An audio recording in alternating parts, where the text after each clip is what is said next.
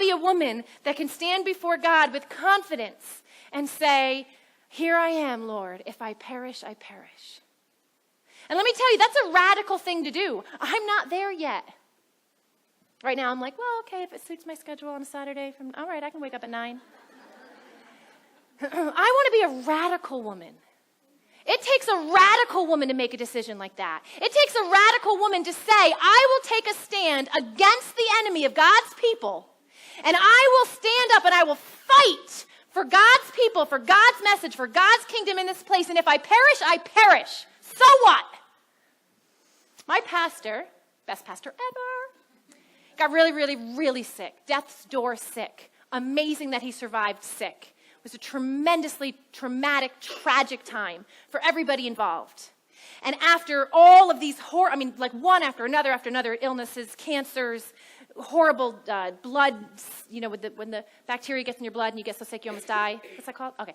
So, thank you. He got that sick. And when it was all over and he was weak, he had this pain in his nerves and he couldn't move his arms. I mean, he was alive. We were really thankful for that, but he couldn't move his arms. And he would get up to preach on a Sunday and he'd be to pick up his Bible. I know. And he started preaching, and you know what all of his messages were? So I can't move my arms, so what?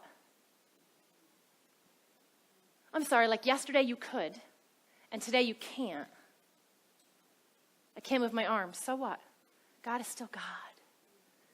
If I perish, I perish. But I won't say no to the calls and purposes of God in my life.